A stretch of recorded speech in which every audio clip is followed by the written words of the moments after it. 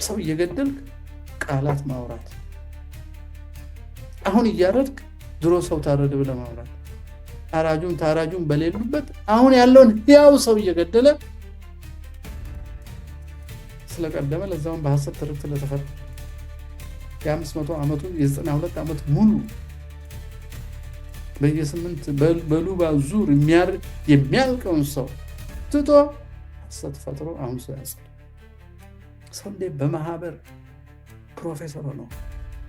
እንዴት ሰው በማህበር ዋሽቶ ውሸትን ስነ መንግስት ያደርጋል? ደም ያመጣው የዘር ፖለቲካ ማስቆም ይቻላል ብሎ እንደማስብ ለዚህ የሚያጨበጭቡ ለዚህ ገጽታ ግንባታ ምንጫጩ አስመሳዮች እግዚአብሔር የህዝባችንን ደም ከእጃቸው መንግስት ይውጣ በደሙ ሰውን የሚሰውለት ከሰው የሚበልጥ ምንም ነገር የለም። ሰውን የምንሰዋለት፣ ሰውን የምንገልለት፣ ሰውን የምናፈናቅልለት፣ ሰውን የምናዋርድለት፣ ሰውን ፍትህ የምንነክፍለት ምንም ታላቅ ልማትም ስልጣኔም እድገትም ፍልስፍናም የለም። አሁን ያለን ስነ መንግስት እንደምታዩት ሰው አለቀ ሲሉት ችግኝ ሬሳው ላይ ተክላለሁ የሚል፣ ሰው ተጨፈጨፈ ሲሉት ሰው ሳይሆን በዘር ቆጥሮ ይሄን ያህል ኦሮሞ፣ ይሄን ያህል አማራ፣ ይሄን ያህል ትግሬ፣ ይሄን ያህል እና ምን ትንጫጫላችሁ እኩል ነው እያለቁ ያሉት ብሎ የሚናገር ጠቅላይ ሚኒስትር ያለበት ይሄን ሁሉ እርድና ደም ሽፋን እየሰጠ ዘር አጥፊው መንግስት አስመስሎ የሚኖር ፓርላማ መጅሊስና ሲኖዶስ ያለበት ዘመን ላይ ነው የምንገኘው። ይሄ ደግሞ ከኦርቶዶክሳዊ ስነ መንግስት አስተሳሰብ የወጣ አጋንንታዊ ነው። እነሱ እንዲህ አይነት ህንፃ እያሳዩን ማታ ማታ ፎቶ እየተነሱ ኢትዮጵያ አድጋለች ተመንድጋለች፣ ከአቅም በላይ በልጠው ቁንጣን ሲይዛቸው ለሚመጣው ኮሌስትሮል እና ደም ብዛት ስፖርት መስሪያ ጂምናዚየም ማቋቋም በልክ አይበላማ አይሰግድማ። ገበሬው እንደዚህ ለፍቶ ደም ማነስ ያዞረዋል። ቅርስ ጠብቆ ካህኑ እንደዚህ ለቱሪስት እያሳየላቸው እነሱ ፍራንክ ይቃርማሉ። ካህኑ ግን ይገደላል በድንጋይ እየተወገረ። ወደ ሽመልስ አብዲሳ የኢትዮጵያ አየር መንገድ ብር ይሰበስባል፣ የላስታ ህዝብ ይራባል። ትክክለኛ መንግስት ቢኖር ኖሮ ይህን ሁሉ ድሎት የሚኖሩ ሰዎች፣ በቱሪዝም የሚገለገሉ ሰዎች የተወሰነ ፐርሰንት ግብር ተጥሎባቸው ያን ቅርስ የሚጠብቁ ሰዎች ልማት ይዘረጋላቸው ነበር። በእርዳታ መኖርም አልነበረባቸው። 30 ምናምን ዓመት ህወሓትና ኦነግ የዘረጋ መንግስት ጽፈው ሲያጠፉ በፍርሃታችን ነው የፈቀደላቸው። ስለላ ድርጅት ሲያቋቁሙ አብረን ሰላይ ሆነን፣ ገዳይ ወታደር ሲመለምሉ ገዳይ ሆነን፣ ታሪክ ሲቀይጡ እና በሐሰት ትርክት አንዱን ማህበረሰብ ኢላማ አንዱን ሃይማኖት ኢላማ ሲያደርጉ የአማራ ምሁራን፣ የኦሮሞ ምሁራን፣ የትግራይ ምሁራን እየተባባልን ምሁርነት ለጎሳ እየሰጠን ሐሰትን ሳይንሳዊ አስመስለን በማዕቀብ ፍጹም አድርባዮች፣ ፍጹም ባንዳዎች፣ ፍጹም አሳፋሪ ሰዎች እየሆኑ ስራ ባንሰራ ጦር ሜዳ ባንሄድ የሚጠቅም መልእክትን ማጋራት መፍራት ምን ያህል ሽባ የሚያደርግ ፍርሃት ውስጥ እንዳለን ያሳይ። የሚያድን ፍርሃትና የሚገድል ፍርሃት አለ። የሚያድን ፍርሃት እግዚአብሔርን መፍራት፣ ነፍስና ስጋን አዋህዶ በሲኦል ለዘላለም የሚቀጣ አምላክን ብቻ መፍራት ነው። ይህን ነገረን ኢየሱስ ክርስቶስ። ስጋን ብቻ መግደል እንጂ ከዛ በላይ ምንም ማድረግ የማይችሉትን አትፍሯቸው፣ ስለ ስሜ እውነት መስክራችሁ ወደ እኔ ነው የምትመጡት ብሎ የነገረን መድኃኒታችን፣ አምላካችን፣ ፈጣሪያችን፣ መንገዳችን፣ ህይወታችን፣ ብርሃናችን፣ የሁሉ ነገር መሰረታችን የሆነ ኢየሱስ ክርስቶስ፣ እሱም የእግዚአብሔር አብ ልጅ እግዚአብሔር ነው። ከዚህ የበለጠ እውቀት ከዚህ የበለጠ ፍልስፍና የለም። የምንፈራው ተነግሮናል። አሁን እኛ የምንፈራው ብንፈራቸው የማይመሩንን ምሕረት የለሽ ጠላቶች፣ እኛም መግደል የሚያረካቸው እንዳውም ሲያለቅሱ መሐረብ አቀብሏቸው ተብለው የሚያጨበጭብ የኦሮሚያ ፓርላማ የአብይ አህመድ ካቢኔና ሰራዊት ያለበት አገር ውስጥ ፍርሃት አያድንም። ፍርሃት ለመዘጋጀት፣ ፍርሃት ቦታ ለመቀየር፣ ፍርሃት ለመነጋገር ስልት ነው። ፈርቶ መኖር ግን ሞት ነው፣ በቁም መሞት ነው። ለዚህ ነው እዚህ መልእክቴ ላይ ነፃ አውጪ የማይጠብቅ ለክብረ ሰብ የቆመ ዜጋ ለአገሩ ዋስትና ነው የሚል መልእክት የጻፍኩት። ለክብረ ሰብ ለእውነት የቆመ ነፃ አውጪ የማይጠብቅ በሌሎች ሰማዕትነት ራሱ እድሜውን ለማስረዘም ያልተዘጋጀ ሰው ብቻ ነው ህይወት ያለው በእግዚአብሔርም በምድርም። ያለበለዚያ አብይ አህመድ ቤት ተቀምጣችሁ ነው እንደ አርሲ ምዕመናን ቤታችሁ ነው የሚያደርጋችሁ።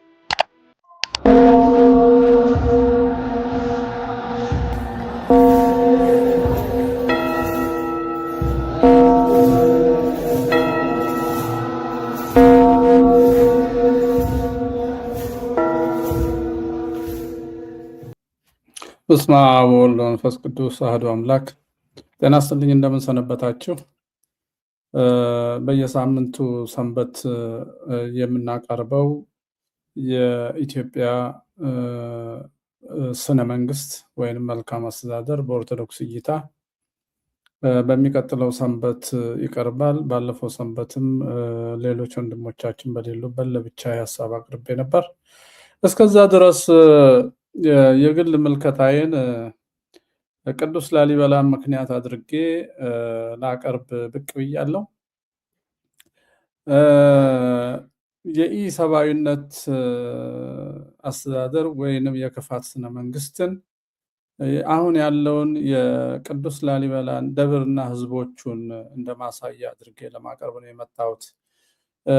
በዚህ መልእክት የማደርገው ነገር ምንድን ነው?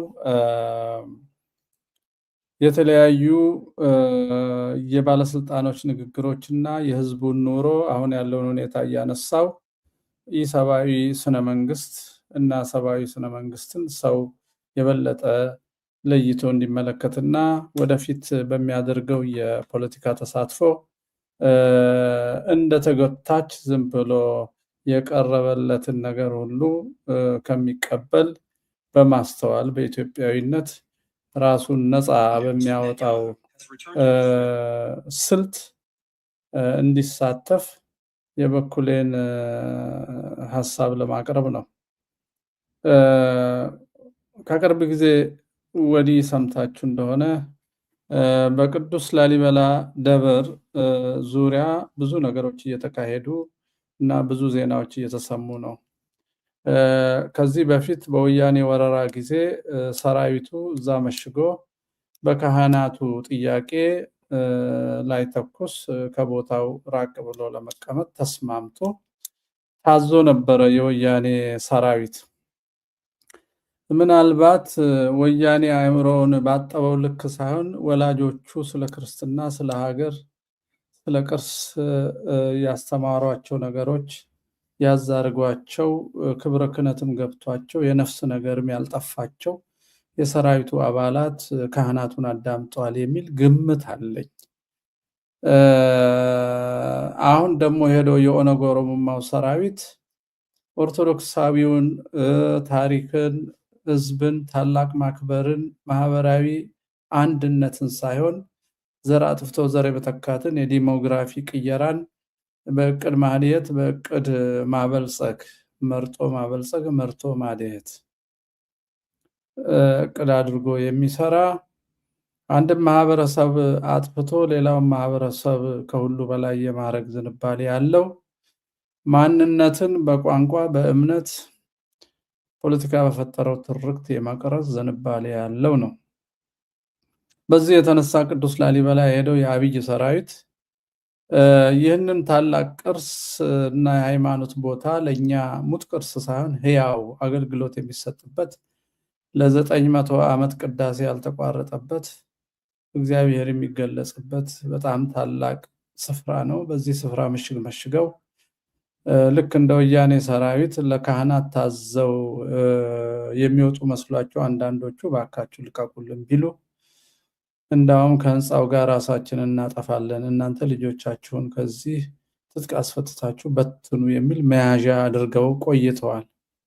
ከሁሉም የሚያሳዝነው የሀገረ ስብከቱ ሊቀ ጳጳስም ሰራዊቱ እዚህ ይቀመጥ ፋኖ ከዚህ ራቅ በሚል የሚገርም ብያኔ ሰጥተው ምዕመናንን የሚጨርስ በአንድ ቀን ከ570 በላይ በደብረ ኤልያስ አርያ ስላሴ ገዳም ሰው የፈጀውን ሰራዊት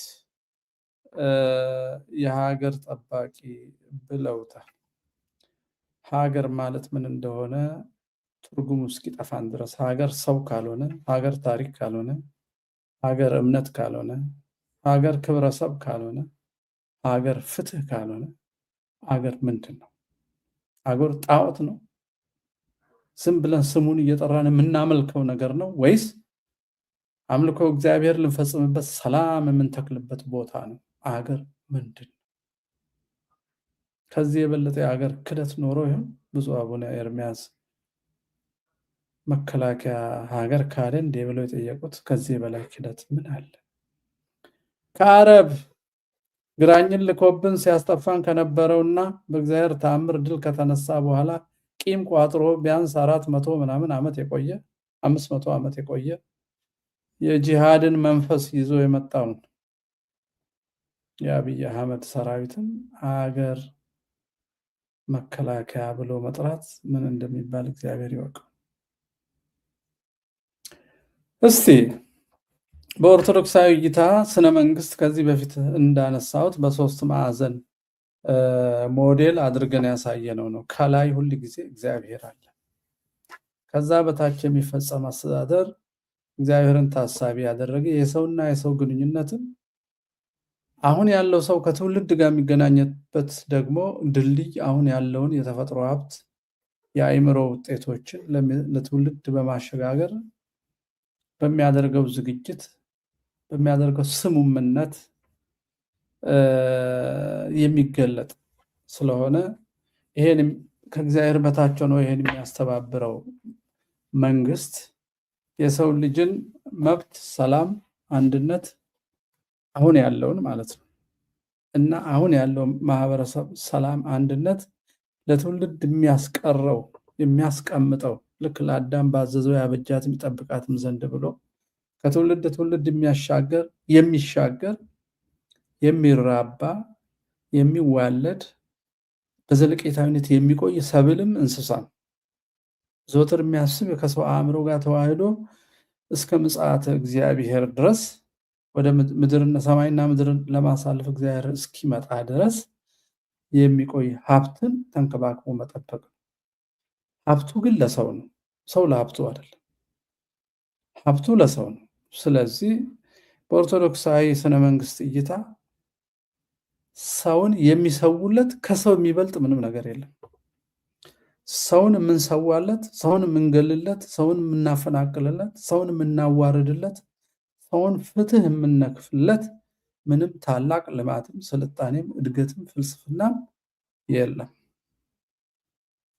አሁን ያለን ስነ መንግስት እንደምታዩት ሰው አለቀ ሲሉት ችግኝ ሬሳው ላይ ተክላለሁ የሚል፣ ሰው ተጨፈጨፈ ሲሉት ሰው ሳይሆን በዘር ቆጥሮ ይሄን ያህል ኦሮሞ፣ ይሄን ያህል አማራ፣ ይሄን ያህል ትግሬ፣ ይሄን ያህል እና ምን ትንጫጫላችሁ እኩል ነው እያለቁ ያሉት ብሎ የሚናገር ጠቅላይ ሚኒስትር ያለበት ይሄን ሁሉ እርድና ደም ሽፋን እየሰጠ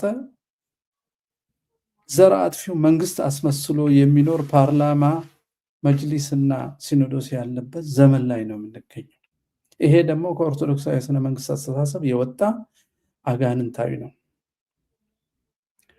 ዛሬ ይሄን ደግሜ ብያለሁ ከዚህ በፊት። ዛሬ አሁን የምናገረው ቅዱስ ላሊበላን እንደማሳያና የህዝቡን መከራ እያነሳው መንግስት ቢኖር ኖሮ ያ መንግስት ለሰው የሆነ መንግስት ቢሆን ኖሮ ሰውነት ያለው ስርዓት ቢሆን ኖሮ ይህን ስቃይ አናይም የሚል መልእክት ለማስተላለፍ ነው። ቅዱስ ላሊበላ በዚህ ምስል አጠገቤ እንደምታዩት በቲክቶክ ላይ ያሉት አታዩትም? የቅዱስ ላሊበላን ምስል ምናልባት ቪዲዮውን ወደዛ እንድታዩ አድርጌ እንድታዩ አደርጋለሁ። ብዙ ሰው ያላስገባሁት ያው ውይይቱን በኋላ እናደርጋለን ብዬ ነው። ስለዚህ ቪዲዮ ምናልባት ወደ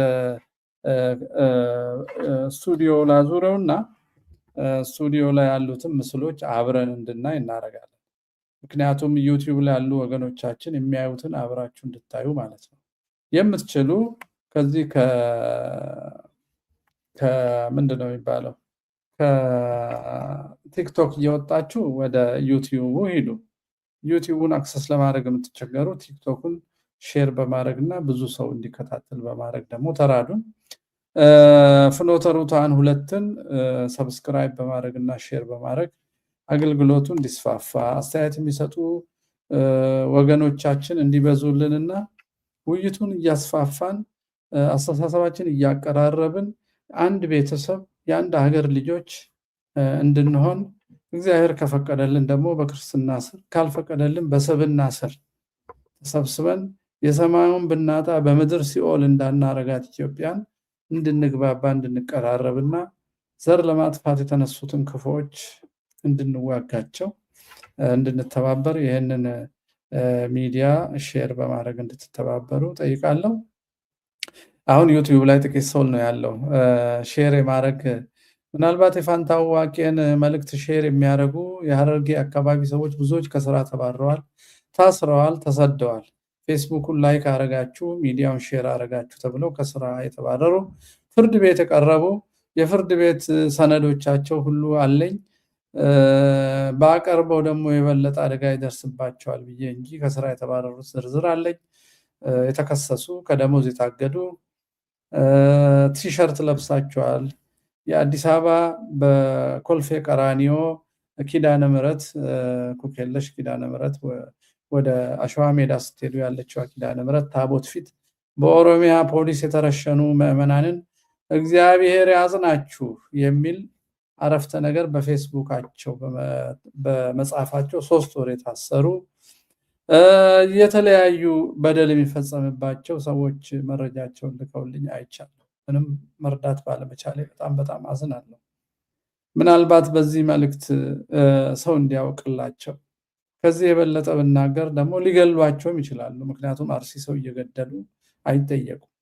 ገዳዮቹ አስገዳዮቹ የመንግስት መዋቅር ስለሆነ የሚጠየቅ ሰው የለም። እነዚህን ወንድም እህቶቼንም ለአደጋ እንዳላጋለጥ መረጃውን አላቀረብኩትም እንጂ የኔን ቪዲዮ ሼር ማድረግ የሚያሳስራቸው አሉ ማለት ነው። ለዚህ ይመስለኛል ብዙ ጊዜ በኔ ውይይት ሰዎች መሳተፍም ሼር ማድረግም መደገፍም ፈቃደኛ አይደሉም።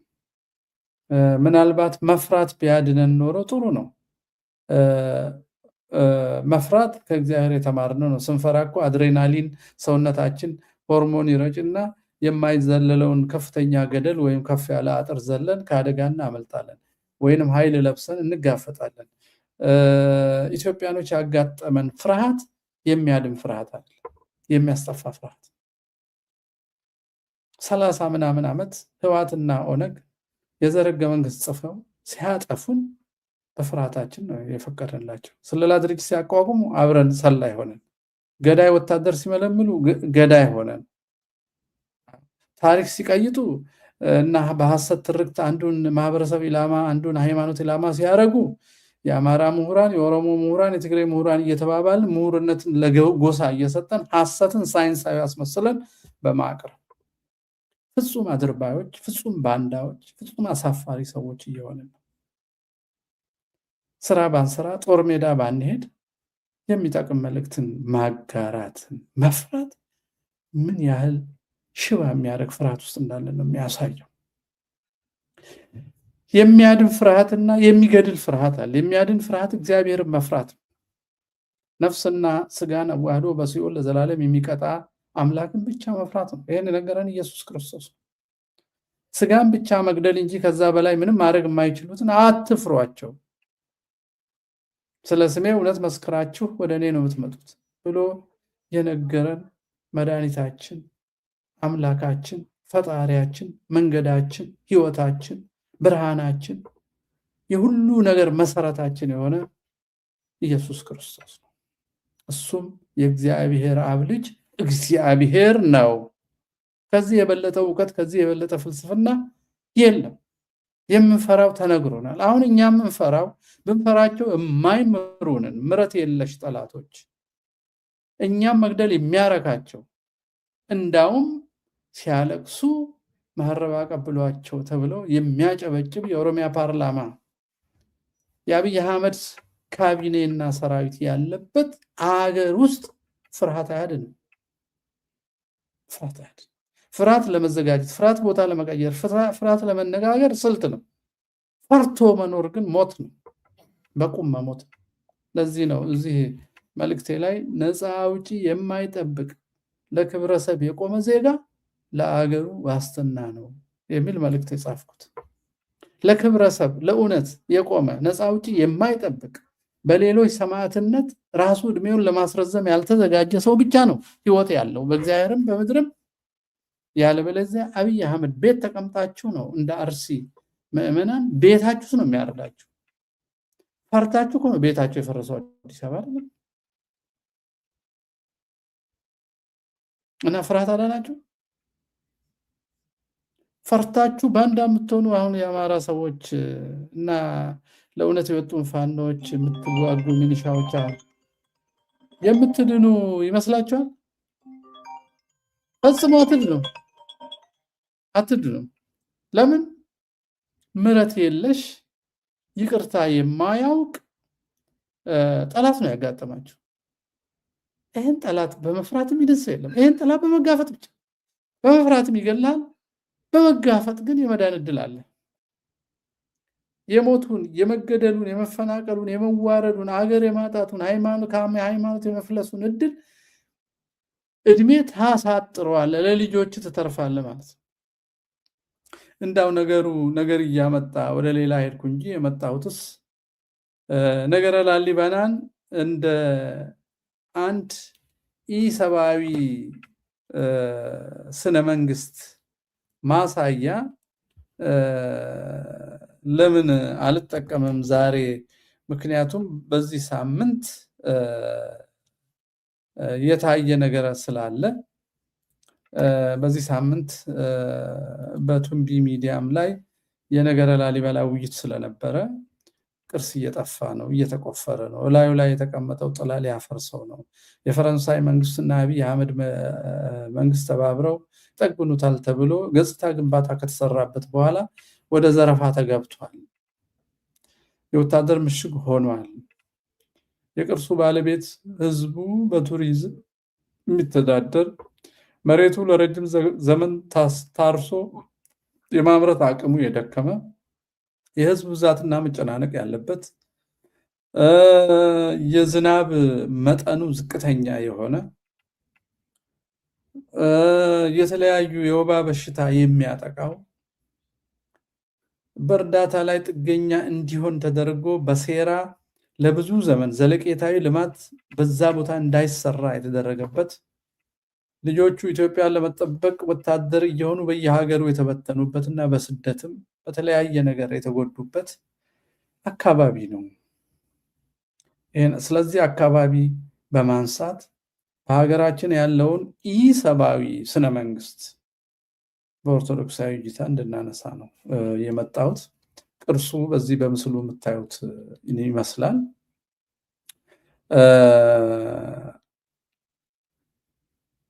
እንደው እንድታደንቁ ነው። ይሄ ቤተ አማኑኤል ነው። ሁላችንም ለቅዱስ ላሊበላ ሄዳችሁ የማታውቁ ሰዎች ይህም ምስል ያደረግኩት በቅዱስ ላሊበላ አካባቢ ያለው መሬት በዚህ ምስል ይገለጣል። እጅግ መሬቱ ወጣ ገባ የሆነ አፈሩ የታጠበ ይሄ እንግዲህ ወደ ጥቅምት መስከረም አካባቢ የሚታይ ትንሽ ዝናብ አብርቶ አበባና የተለያዩ ነገሮች ወጥተው እህል እየበሰለ ባለበት ጊዜ ስለሆነ አረንጓዴ ይመስላል። ግን መሬቱ በጣም የተጋጠ የተጨናነቀና አፈሩ የታጠበ አካባቢ ነው። ህዝብ እዚህ ላይ ነው እንግዲህ ተጨናንቆ የሚኖረው። የህዝቡ መኖሪያ ቤት እንደዚህ ያለ ነው። ጎጆ በጣም በሳይዙ አነስተኛ የሆነ ምክንያቱም አንደኛ እንጨት እንደ ልብ የለም። ይሄ አረንጓዴ መስሎ የሚታያቸው ደደሆ ነው። በጣም አጫጭር የሆነ ጭራሮ ለእሳት ለምጣድ መጋገሪያ ካልሆነ ከሰል እንኳን የማይሆን ደደሆ የሚባል የሞተ መሬት ላይ እግዚአብሔር በተአምራት እንደገና መሬት እንዲያገመግም ሬዚስት አድርጎ ድንጋይ ላይ መብቀል የሚችል ደደሆ የሚባል የተፈጥሮ አገር በቀል ቁጥቋጦ ነው። የህዝቡ ቤት ሰንበሌጥ እንደ ልብ የለም፣ መክደን አይቻልም። በቆርቆሮ እንዳይሰራ ገቢ የለም። እዚህ ቦታ ላይ እንስሳት እንደ ልብ ማርባት አይቻልም።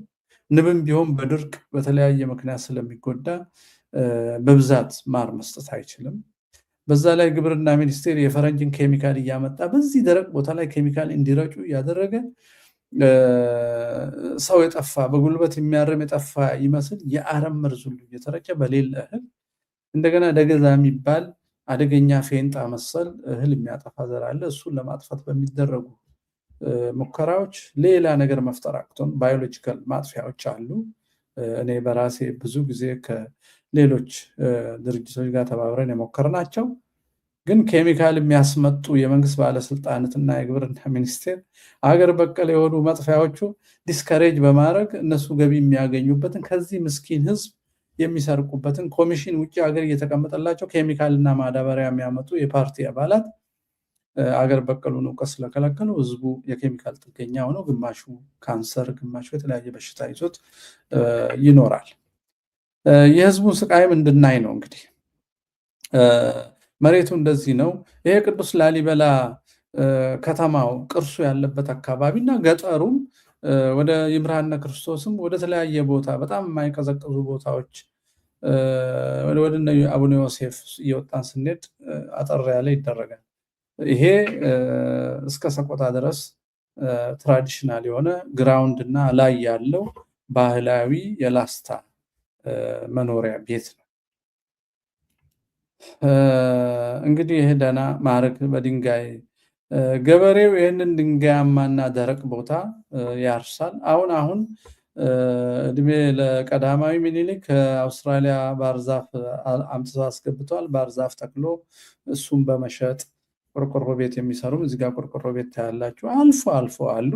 ግን እንደዚህ በከሱ በሬዎች እየታረሰ ነው እንግዲህ ሰብል ከእጅ ወደ አፍ በአመት 12ቱንም ወር ሳይሆን ቢያንስ 3 ወር 4 ወር 5 ወር እንደዚህ የሚቀልብ እህል ማምረት ይቻላል። ሌላው በቱሪዝም በእርዳታ ነው። እንግዲህ በእርዳታ ላይ ጥገኛ መሆን ከተጀመረ አሁን ወደ 60 ዓመት እንደዚህ ሊጠጋ ይችላል። 50 ዓመት 60 ዓመት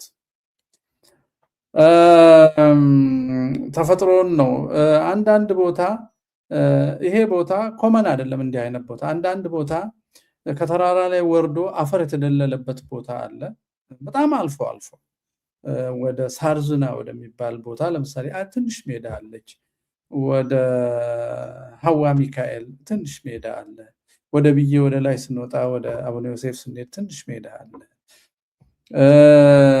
መኪና አምባ ላይ ለሰብል አይሆንም እንጂ አምባ ነገር አለ።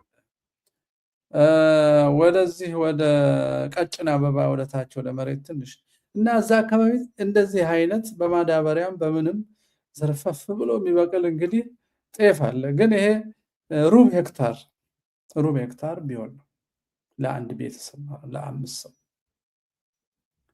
3 ወር ይሄ አይመግብም። እና እናቶች ልጆቻቸው በጦርነት በተለያየ ስደት በመከራ ስለጠፉ እንደዚህ ራሳቸው ወገባቸውን ታጥቀው ያጭዳሉ፣ ያርማሉ።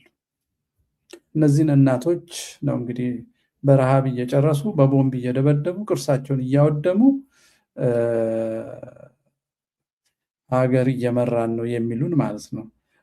ህፃናት ወጣቶቻችን ትምህርት ቤት ሄደው መማር የወደፊት እድላቸውን ማስፋት ሳይሆን ከብት ተከትለው እንዲውሉ እና በእንዲህ አይነት የሞተ ቦታ እንዲኖሩ ክምሯችን ነች። ቤቱ ይሄ ነው። ይህን ህዝብ ተመልከቱት። እዚህ ጋር ቢጫ ሆኖ የምታዩት ሳፍላወር የምንለው የሱፍ አይነት ነው። አጭሩ ትልቁ አበባ ሳይሆን እሾካማ ከብቶች የማይበሉት እና እህል ከተጨደ በኋላም ትንሽ ቆይቶ የሚሰበሰብ ሱፍ ነው። አበባው ለመድኃኒትም ወደ ውጭ መላክ የሚችል ነው። ግን ይህን አስተባብሮ የሚሰራ የግብርና ሚኒስቴር የለንም። ካድሬ ብቻ የተሰበሰበበት ስለሆነ ማለት ነው። በዘር የተከፋፈለ የኦሮሞ ግብርና፣ የአማራ ግብርና፣ የትግሬ ግብርና እየተባለ ለአንዱ ትራክተር ለአንዱ ጥይት የሚልክ መንግስት ያለበት ስለሆነ ይህም ቦታ አሻሽሎ የኢምፖርት እድሎቹንም አስቦ የሚሰራ ስርዓት ስለሌለን አስተዳደሩ አጋንንታዊ ነው የምለው እኔ ለዚህ ነው። ገበሬው እንደዚህ ነው። እቺኑ ትንሽ ነገር ተንበርክኮ መሬት ለመሬት እየተፏቀቀ ምስሩን ይነቅላል። ጤፍም ከሆነ ያጭዳል። ከዛ በኋላ የሚሰራው የለም። ሱሰኛ እንዳይሆን እንደሌላ ሀገር ድረግ ስቦ ወይንም አመንዝሮ ወይ ተገዳድሎ እንዳይኖር እግዚአብሔር ሃይማኖት ስለሰጠው በቀሪው ጊዜ ድሃ ሲረዳ፣ ሰው ሲጠይቅ፣ በዓል ሲያከብር፣ እግዚአብሔርን ሲያመሰግን ይኖር። ይሄንኑ ስንፍና ነው ብለው ልክ ፋብሪካ እንዳቋቋመለት ሰው ፋብሪካው አቋቁሞ ሌበር ወይንም ስራ የሰው ኃይል እንዳነሰው ሰው ኋላ ቀር እያሉ የሚሰደቡ ደግሞ የውጭ አስተሳሰብ ማህደር የሆኑ ምሁራኖቻችን መሬት በ4 ቀን የዓመቱን ስራ ሰርቶ የሚጨርስ መሬት የሌለውን ገበሬ ምን አርግ እንደሚሉት አይታወቅም። በዓል በዛ ብሎ ኢትዮጵያን ያቆመውን የመማማሪያውን መንፈሳዊ ነገር የሚሰራበትን ሰው የሚረዳበትን ዕለት አጥፍተው አውሬ ሊፈጥሩ ይፈልጋሉ። እቺን በ2 ቀን ይጨርሳታል የሁለቱ ሰው እርሻ። ከዛ ምን ያድርግ? ምሁራኑ ይሄ ምንም አያውቁም። ወጣቶቹ ከብት ስር ነው። ከዛ አህያቸውን ይዘው ገበያ ሄደው ሸጠው ገዝተው ሸምተው ያችኑ ደደሆ ነቅለው ስሯን ሳይቀር ሸጠው በእህል ገዝተው በመንግስት የሰጣቸውን እርዳታና ማዳበሪያ ጭነው በእግር ከስንት ቦታ እየተጓዙ ወደ ቦታቸው ይመለሳሉ። ላስታም በዚህ እያያችሁ ነው ብዬ አስባለሁ። የኢትዮጵያ ቱሪዝም ቅርሱንና ከቅርሱ የሚጠቀሙትም ሆቴሎች ቱሪዝም የሚያመላልሰውን የኢትዮጵያ አየር መንገድ ነው እንጂ የሚነግረን ዜና የህዝቡን ስቃይ አይነግረንም፣ የህዝቡን መከራ አይነግረንም። ይሄ ነው ስርዓተ መንግስቱ ሰብአዊ ቢሆን ኖሮ ስለዚህ ነበር የሚነግረን። አብይ አህመድ አዲስ አበባ ስለሰራው 130 ሚሊዮን ሰው በረሃብ በመከራ ውስጥ አስቀምጦ አምላክ የሚያመልካቸው ፈረንጆች ሲመጡ ከቦሌ እስከ ቤተ መንግስት እስከ ሂልተንና እስከ ሸራተን ያለውን መንገድ አሳምሮ ይሄን ይውልኝ ብሎ ፎቶ ይነሳ። ሰው አይታየውም ቁስሉ። ፓርላማው ለዚህ ያጨበጭባል። አስመሳይ ጳጳሳት ይሄን እየጎበኙ አገር ተለወጠ፣ ልባችን እዛ ነው ይለዋል።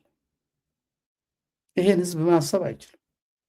እናት ልጅ አዝላ አህያ ጭና ጤፍ ስታጭድ ነበረ። ቤት ገብታውን እንጨት ትፈልጣለች ወይንም ባህር ዛፉን ወይ ቁጥቋጦ ምግብ ትሰራለች። ባዶ እግሯን አህያ ጭና ስንት ኪሎ ሜትር ሄዳ ትመጣለች። እቺ እናት የወለደችውን ልጅ ወታደር አድርጎ አንዱን በአንዱ ላይ ያዘምታል። ይሄ ከትግራይ ጋር ይመሳሰላል ቦታ። የትግራይ እናቶችም እንዲሁ አይነት መከራ ውስጥ ነው የሚኖሩት። የነሱ ደግሞ ምንም ልጆቻቸው ያመጡት መከራም ቢሆን እልቂቱ ከፍተኛ ይዘመትባቸዋል። እነሱም ራሳቸው ይዘምታሉ። ዘምተውም ያልቃሉ፣ ተዘምቶባቸውም ያልቃሉ። እናቶች ያለቅሳሉ። ረሃብ ሲመጣ ረሃቡን አሳይተው በተሰበሰቡት እርዳታ ሌላ መግደያ ይገዛሉ። ወያኔ ሲመሰረት ጀምሮ የእርዳታ እህል እየሸጠ ነው ጠመንጃ የሚገዛው በህዝቡ ረሃብ። ወታደር ሆናችሁ ከሞታችሁልኝ እህል ሰጣለሁ እያለ እንቁልልጭ እያለ ነው ብዙዎቹ ወታደር የሚያደርጋቸው። ስለዚህ አስተዳደራችን እነዚህ ናቸው ስልጣን ይዘው አገር እንመራለን ብለው መከራ ውስጥ ከተቱ። ስለዚህ ስነ መንግስቱ መነሻው ምንድነው የሚለው ማሰብ መቻል አለበት ኢትዮጵያ። እነዚህ ሰዎች ናቸው አዲስ አበባ እንዲህ አይነት ሆቴል እንዲህ አይነት ህንፃ እየሰሩ የነዛን እናቶች ላብ ግብር እየተቀበሉ ሙስና ሰርተው የሚሰርቁ እና እንዲህ አይነት ሆቴል ውስጥ የሚዝናኑና የሚጨፍሩ መሪዎች ናቸው ያሉ። ባለ ሀብቶቻችንም ይሄን ማሳየት እንጂ የወለዷቸው እናቶች የሚቀበሉትን መከራ አይተው ልማት ወደ ገጠር እንዴት ከእንደዚህ አይነት ነፍሰ ገዳይ መንግስት ጋር እራት የገበታ ማዕድ ማጋራት የሚባል ቲያትር አብሮ በመስራት ሰው ለህልውናው ለአንድነቱ እንዳይቆም ያደርጉት። አንዳች አዚም አለብን ማለት ነው። የቅዱስ ላሊበላ የላስታ አካባቢውን ሰው መከራ ኑሮውን ስታዩ እና እዚህ አሁን ያየነው ሆቴል ውስጥ የሚጨፍረውን ስትመለከቱ ምን አይነት ፓራዶክስ ነው ኢትዮጵያ ውስጥ ያለው።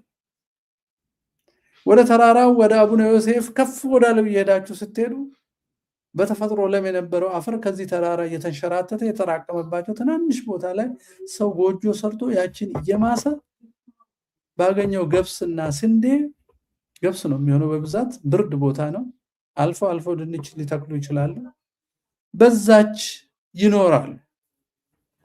እና ይቅርታ ይደረግ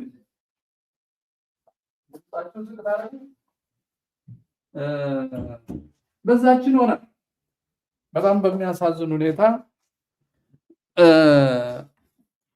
በዚህ ህይወት የሚኖሩትን ወገኖቻችንን እንመራለን የሚሉ ሰዎች ራሳቸው የሚኖሩበት መንገድ ምንድን ነው ስንል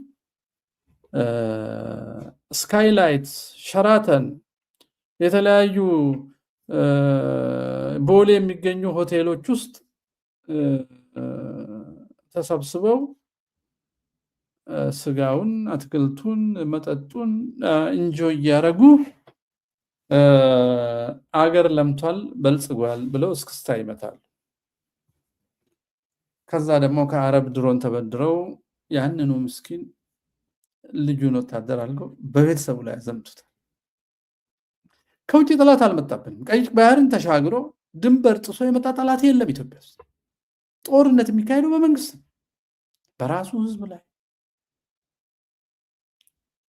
በኦርቶዶክሳዊ ስነ መንግስት አስተሳሰብ መንግስት እረኛ ነው፣ በጎቹን ይጠብቃል፣ ለበጎቹ ይሞታል ነው። እንዴት? ክርስቶስ ለወገኖቹ በመስቀል ላይ እንደሞተው ስለሌላ። የኛ ደግሞ እኛን እየሰዋ እኛን እየገደለ እኛን እያስራበ የሚኖርበት አካባቢ እያበጀ ህገ መንግስታዊ ስርዓቱን ለመጠበቅ ይላል። ህገ መንግስቱ የአጋንንት ከሆነ ለምን ይጠበቃል? መፍረስ፣ መጥፋት፣ መቀየር አለበት። ህገ መንግስቱ የዘር ከሆነ ህገ መንግስቱ ከተጻፈ ጊዜ ጀምሮ ደም ከፈሰሰ የአጋንንት ነውና መፍረስ፣ መቀየር ነበረበት። እሱን ለመጠበቅ ሌላ መስዋዕት አያስፈልግም። እነሱ ሆዳቸውን ሞልተው እየጨፈሩ ምግብ እያማረጡ ለዓይናቸውም ማለት ነው፣ ለሆዳቸው ብቻ አይደለም፣ ስጋ እየበሉ የከተማ ሰዎች የወገኖቻቸውን ስቃይ ያዩ። ያ ደሃ ለሰርቫይቫል ያሳደገውና ሸጦ እህል የሚሸምትበትን በሬ ገዝተውት እንደ አራዊት እሱም በልተው ረስተውት ሲጨፍሩ ያድራሉ። አማኝ ነን የሚሉትም የዛን ህዝብ ስቃይ ትተው በጌታ ልደት ስም ወይ በጥምቀት ስም ምን አይነት ክርስትና፣ ምን አይነት ማስመሰል እንዳረፈብን እግዚአብሔር ልቦናችን ይመለስ። ለዚህ ካድሬ የሚሆኑ ደግሞ ሊቀ ጠበብት፣ ሊቀ ሊቃውንት፣ አባ ምናምን የሚባሉ ሰዎች ደግሞ ተፈጠሩ። ሰው የራሱ አካል እየታመመ እንዴት ይደሰታል? ሰሞነ ሕማማትን ግን ለማስመሰል ለኢትዮጵያ እኮ ሰሞነ ሕማማት ነው። ባለፉት 30 ምናምን ዓመት ምንጨፍርበት እኮ ጊዜ የለንም። ከዚህ እስክንገላገል ሱባኤ ገብተን እኮ ማልቀስ ያለብን ሰዎች ነን እኛ። ጮማ ከምንቆርጥ እኮ ከፍለን ለድሆች ማብላት የነበረብን ሰዎች ነን እኮ እኛ። ስለዚህ ኦርቶዶክሳዊ ስነ መንግስትን ለማምጣት ራሳችን ኦርቶዶክሳዊ መሆን መጀመር አለብን። ኦርቶዶክሳዊ ሳንሆን ኦርቶዶክሳዊ ስነ መንግስትን ማሰብ አንችልም። ኦርቶዶክሳዊ ህዝብ ኦርቶዶክሳዊ ስነ መንግስትን ይወልዳል። የቅዱስ ላሊበላና አካባቢው ሰው እግዚአብሔርን ያመሰግናል። ያለውን ቂጣ ተካፍሎ ገብሷን ጠላና ኮረፌ አድርጎ እንደዚህ አብሮ በደስታ እየሳቀ ይሰራል፣ ይለፋል፣ ያገኘውን ሰብስቦ ይካፈላል። ሀገሩ ሲደፈር ሄዶ ይዘምታል። ከተማ ያለው ደግሞ ይዘርፋል፣ ይሰርቃል፣ ይነፍጋል። ጦርነት ሲመጣ እነዚህን አዝምቶ እሱ በእነሱ ደግሞ ውጭ ሀገር ገንዘብ ያጠራቅማል፣ ሀገር ይዘርፋል። ፍትህ የት አለ? ሰብአዊነት የት አለ? እኩልነት የት አለ? ሰው እኩል ነው ማለት ምን ማለት ነው? የአገሪቷን ሀብት በሚገባ ስርዓት ማከፋፈል፣ ዌልዝ ዲስትሪቢዩት ማድረግ የመንግስት ስራ ነበር። የሚሰርቅ መንግስት፣ የሚገድል መንግስት፣ የሚያገዳድል መንግስት የተከለብን የዘረገ መንግስት ነው። ከውጭ የቀላወጥ ነው ስነ መንግስት ነው። በነጠላ ዲግሪ የምንቃርመው የፖለቲካ አስተሳሰብ ነው። ንጉስ አስገድሎ ጳጳስ አሰቅለው ዘራ አስቆጥሮ በነፃ አውጪነት ስም ጫካ እንደ ዝንጀሮ ያስገባን የተዋስነው ትምህርት ነው። እነዚህ ባላቸው ሲደሰቱ እኛ ደስታ የለም። ደም ስናፈስ ስንዋሽ እንኖራለን። ምንም ብናደርግ ደስታ ማግኘት አንችልም። ክፎች ነው። ከነዚህ ድሃ ከሚመስሉ ግን ጸጋ እግዚአብሔር ካደረባቸው ባላቸው የሚረኩና ስብሐት ለእግዚአብሔር ብለው የሚያመሰግኑ ወላጆቻችንን መንፈስ መውረስ አልቻልንም። ለምን? የተውሶ ትምህርት ተከትለን ስለምንኖር አስመሳዮች ስለሆነ ኦርቶዶክስ መሆን አለብን። ለመደሰትም በእውነት ለመኖርም ለማጋራትም ለልግስና የነዚህ ሰዎች ሊበሉበት ሊጠጡበት ስካይላይት ሆቴል ሊበሉበት ሊሰበሰቡበት ያዘጋጁት አዳራሽ ነው። የገዢዎችና የስግብግቦች ወንበራቸው ልብስ የአባቶቻችን ከሚለፉት ለሀገር ከሚሞቱት ወገኖቻችን ልብስ የተሻለ ነው። የወንበሩ ልብስ ሀገር ጠብቀው አርሰው ከሚመግቡን አባቶቻችን የተሻለ። ለምንድነው? ግሪድ፣ ስስት፣ ክፋት። እኛ ክፎች ነን። መቼ ነው ለወገኖቻችን የምናዝነው? መቼ ነው እውነት የምንሰራው? በመኪና አይነት እንወዳደራለን። ይሄም መንገድ ጠርገን በትክክል ለመስራት ለመንገድ በጀት አንመድብ። ኢትዮጵያ ውስጥ ተወልዶ ምንም የማይጠቅመውም ለማሳየት ሲል የስነ ልቦና ድቀቱን ለማካከስ ሐመር መኪና ምናምን መኪና እያለ ህዝብ ፊት የሚነዳ ግብዝ አለ። ግብዝ። እናቱ ግን በዚህ ሁኔታ እያለች ልጆቹ ወንድሞቹ በዚህ ሁኔታ እያሉ መኪና ያስፈልገናል። አዎ ከንም የሚበቃንን የሚገባው ለስራ የሚገባው ለመሄድ የሚገባው እነሱ እዛ ጎጆ ሲቆራመዳሉ። አብይ አህመድና ወንድሞቹ መናፈሻ ምናምን እያሉ የቅንጦት ህንፃ ይሰራሉ። የአባቶቻችን ልብስና የወንበሩን ተመልከቱት። የቤተሰቦቻችንን ቤትና የነዚህ መዝናኛ ማደሪያ ማመንዘሪያ ቤት ተመልከቱ። እዚህ የሚያርፈው ቱሪስት የሚሄደው ለቅዱስ ላሊበላ ነው። ገንዘቡን የሚሰጠው ለዚህ ሆቴል ነው። ገንዘቡን የሚሰጠው ለኢትዮጵያ አየር መንገድ ነው። ገንዘቡን የሚሰጠው ለቱር ኦፕሬተሩ መኪና ለሚነዳው ነው። ቅርሱን ለሰሩ፣ ቅርሱን ለፈጠሩ፣ ቅርሱን ለሚያኖሩ፣ ቅርሱን ለሚጠብቁ፣ ለሀገራቸው ለሚሞቱት ግን ጠብ የሚለው ነገር ወይ በቅሎ ማከራየት ነው ወይ ቦምብ ነው። ምንድነው? ፍትህ ነው? ፍትህ ነው? የላስታን ህዝብ እያሰቃዩ ቅዱስ ላሊበላን ቱሪስት ማሳየት። እሱም ቀረና የወታደር ምሽግ ሆነ። ቱሪስት እንዳይሄድ፣ እርዳታ እንዳይሄድ፣ ህዝቡ በረሃብ እንዲያልቅ፣